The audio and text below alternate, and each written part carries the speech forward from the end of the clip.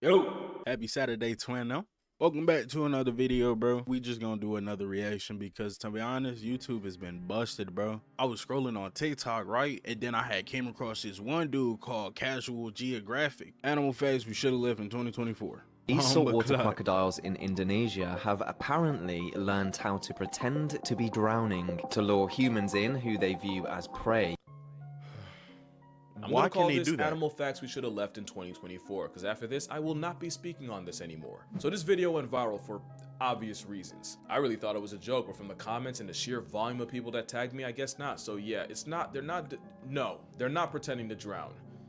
But the truth might actually be worse. You see these tiny dots, these pits on the crocodile? Well, they're pressure sensors, and the microdose trypophobia means a prehistoric sawtooth sledgehammer can detect the smallest vibrations in the water. A butterfly can go skinny dipping, and the oversized assault gecko can pinpoint what the location. fuck? In fact, it's scientific. I'm sorry, I didn't mean to cuss, but what the hell? A sensory deprivation tank and drip a leaky faucet's worth of water. They'll know exactly where it's coming from. Their jaws are more sensitive than fingertips, and it's why you can get away with this until a drop of sweat hits their mouth and you get your melon split like Fruit Ninja. It's also why if you see this, be wary. That's a pre-typed obituary. In especially murky water, a crocodile will basically T-pose with a side of spirit fingers to maximize their sensitivity to any disturbances, and any fish in its hitbox gets filleted. So yeah, you got a plus-size sentient snare trap beast breathing like a Inosuke, but this armored demon's the only one slain. So that could be what's happening here. Or maybe the croc caught a body and just won't let go. Or he could just be dead, but definitely not pretending to drown. That would imply that someone witnessed the same living plot armor that disregarded 2 extinctions in water and tried to be a hero, and apparently did it enough times for the crocs to catch on. And it's not like crocs are stupid. Mugger crocodiles have been reported using twigs and sticks to bait nest-building birds like egrets into getting close enough to get fouled. Some Cuban Timon is the skinny one, right? Or is Puma the skinny one? Puma seemed like a, you know what I'm saying, a hog type name. Have been trained to respond to commands and even come running when called by name. Oh, yeah, what the hell? By the way, crocodiles have also been known to work as a team, where a researcher witnessed one scare a pig into a lagoon directly where 2 others were waiting. Hell, they even warn you in Australia to never camp or get water from the same place more than twice, because a croc will really recognize the pattern, memorize your routine, and then be right there to cancel your life subscription next time. So yeah, for a brain in the weight class of a walnut, crocs aren't dumb, but sympathy baiting? I'm not trying to That's a Bikram yoga stretch, and what surprised me the most was just how many articles reposted that video repeating it. Like, they really have people out here thinking reptiles unlock the power of manipulation. Now, to be fair, that might seem obvious to you, but to someone who doesn't, these creatures is dangerous. Why do they still exist? About animals for a living, or watch them. Seeing it in an article could be all it takes, and like a verbal virus. And that's another thing. Why are they able to run like dogs? That's terrifying. Take much for it to spread. So, for the sake of my mental health, I'm working with ground news. Because if I have to argue with one more comment, I'm gonna lose something. My mind, my fans, my freedom, it might get critical. Ground News is an app and website made by a former NASA engineer. Nah, I feel you. Here, there isn't really a whole lot to go off. The recent major headline reported it all. As a member of the Chronically Online, it's a pretty cool tool for me to have. And if you're watching this, wild predator has not. They're smart. They're not that smart. Like I said, these stories only get airtime when people think a wild predator has the same thought process as a person. That's exactly how you get this. You know, to this day, I don't know where this came from. Otters show their babies when they are in danger to make the enemy feel mercy. That's evil. We're talking about otters. They're not exactly the emblem of empathy. Male sea otters will literally kidnap a pup while their mom's out hunting and hold it hostage until she gives up the groceries. Otters don't mercy farm. If nature's taught us anything, it's that a family ferret's more likely to throw its child into the abyss than ever try something like this. I mean, just imagine a sea otter trying to emotionally guilt trip a giant apex dolphin. That's another thing. Everyone calls them killer whales, but orcas are bully dolphins on steroids, whose original handle was whale killer. Yeah, you probably heard me say this many times. Well, I was wrong, technically. Let me explain. But it will get complicated, so I'm gonna need you to lock in. After this ad, of course. So cetaceans are basically mammals that stole the fish's entire flow, not from fusing or merging, but from the evolution that's converging. Real ad, There's 2 types of cetaceans: baleen whales, you know, the toothbrush bristles for teeth type, and toothed whales, for obvious reasons. Okay, now here's where it gets complicated. The toothed whale family reunion is massive. You got everything from your flipper paralysis demon, the false killer whale, to the virtually extinct vaquita. There's 10 families of toothed whales, and within these 10, there's a super family with 6 of them called Delphinoidea. Sperm whale, right? Superfamily Delphinoidea is where you have your oceanic dolphins, porpoises, along with narwhals and belugas because they're related for some reason. Cue the narluga. Also, notice I said oceanic dolphins. The dolphins that live in rivers are in a completely different party. But anyway, superfamily Delphinoidea There are dolphins that live in a river? I've never heard that. This nigga lying. is where you find the dolphins that, let's be real, are the ones you think of when you hear the word dolphin. Bro's And lying. the biggest type of ocean dolphin is the one that can slapbox a seal into orbit. Yo, I So to seen that recap, video a any mammal couple that months looks ago, like this bro. is a cetacean. Every cetacean with teeth is a toothed whale. A dolphin in the ocean is a toothed whale in the Delphinoidea family. And the biggest member of Delphinoidea is an orca. So long story short, killer whales are dolphins. Every dolphin is a toothed whale, but not every toothed whale is a dolphin. But every toothed whale is a cetacean. It's kind of like Every dolphin is a tooth whale, but not every tooth whale is a dolphin.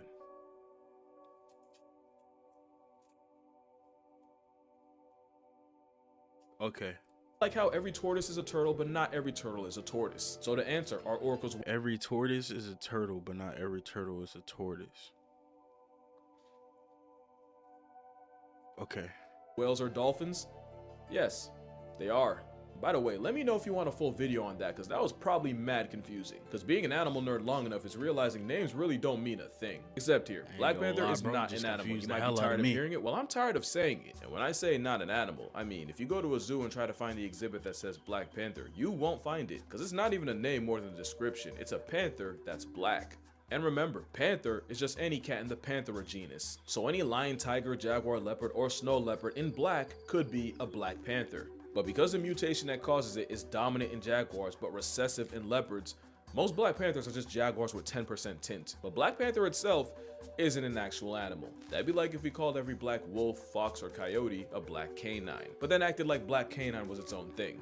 It's not real. And you know what else? Alpha wolves Are dire wolves a real thing?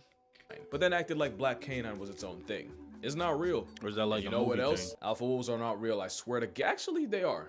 They are real, but only when you put a bunch of wolves that don't know each other in a zoo and they have to figure out stuff on their own. That's actually what happened. In the 1930s, Rudolf Schenkel studied wolves in a zoo, and after watching more fights in face in a telenovela, he just figured that wolves determine group politics by tearing each other apart. Biologist David Mech built off his work and came up with the term alpha wolf. What they didn't realize is Wait, that so in the wild, there's like realistically not a whole another wolf that like runs the whole pack? Like that's not a thing. That's fake. the wolves were fighting over resources, not rank, and by putting a bunch of randoms in one place, they basically created real house wolves of Switzerland. In real life, a wolf pack is usually just two parents and a bunch of their kids. What folks kept calling the alpha wolf whole time was just their father. Now, because I've done this before, I know someone's gonna comment, well, if they're the lead wolf, they're still the alpha. The problem is, the whole alpha thing implies that the lead wolves got there by beating the others like a Cherokee drum. Really, it's just seniority.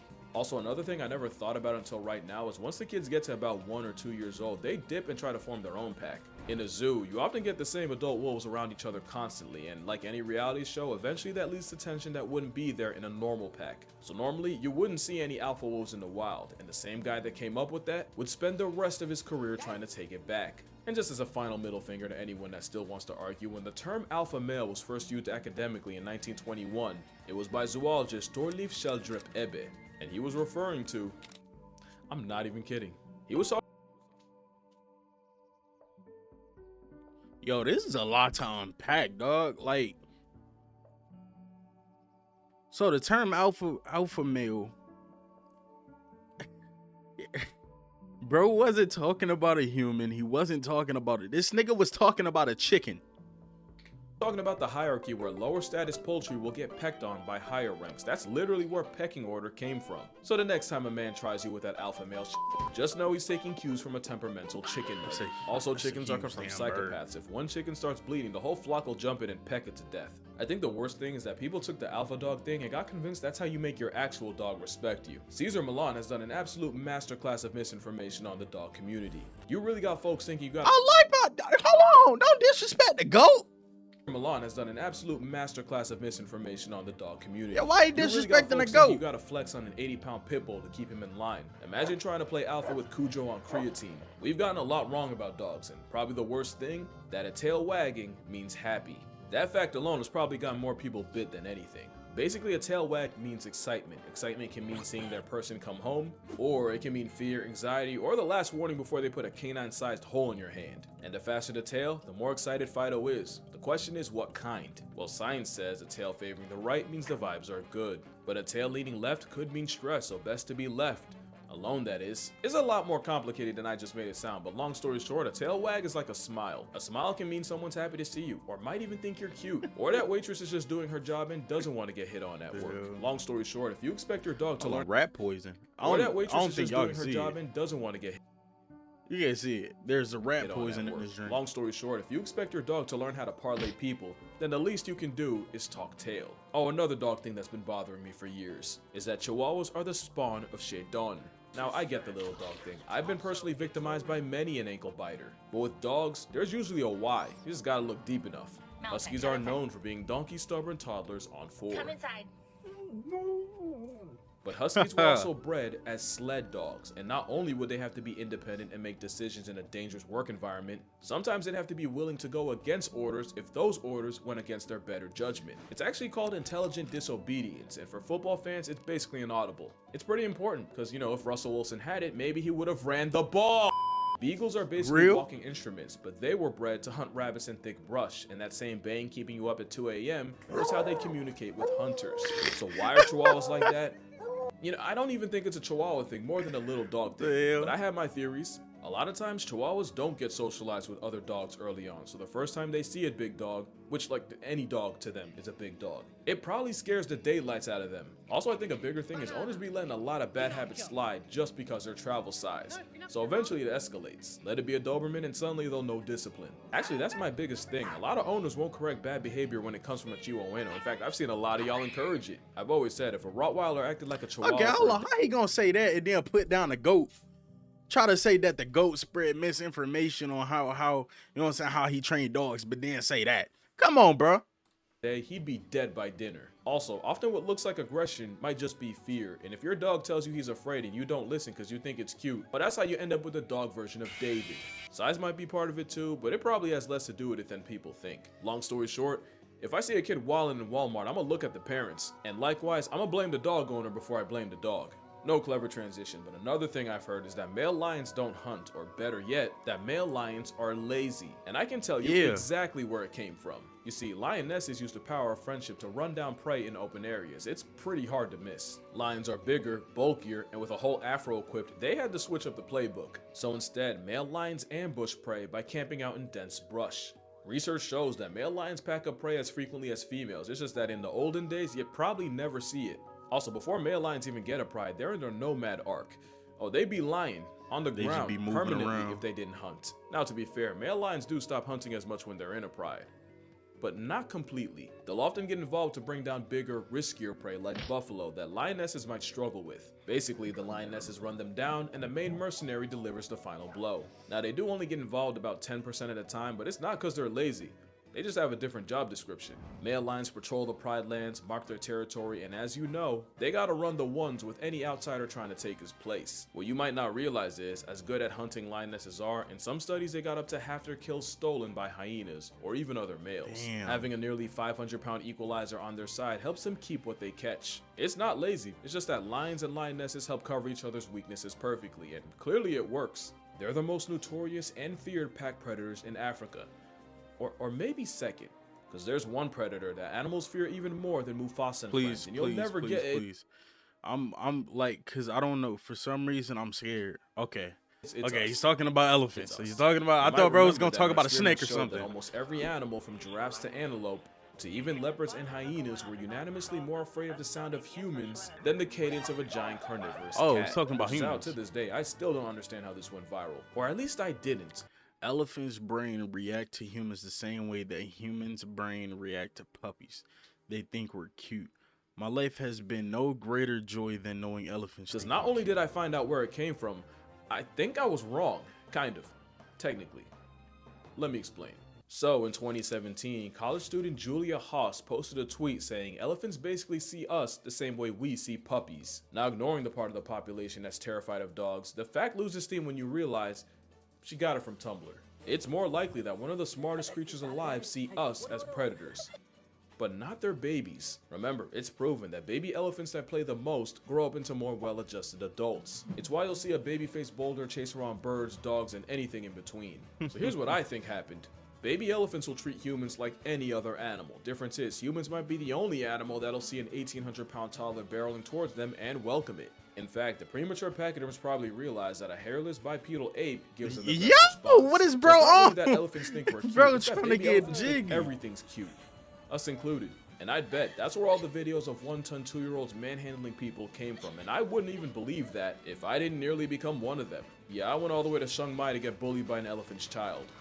And I'd do it again. I actually made a video where I talk about it, along with why playing with one could be a bad time for literally everyone involved. You might not have seen it because apparently the YouTube lords did not care for that video. Probably because I talked about certain topics. If you know, you know, but if you don't, definitely give it a watch. I don't usually plug bro after I putting his post, but I'm trunk proud up of that another one. elephant But that's gonna do it behind, for this bro? video. Make sure you drink water, hug your mother, touch grass. It's good for you. Nah, that's amazing, dog. Hey, if you enjoyed the video, bro, make sure to like, comment, subscribe. Matter of fact, I want you to comment a random animal fact. Don't comment nothing else.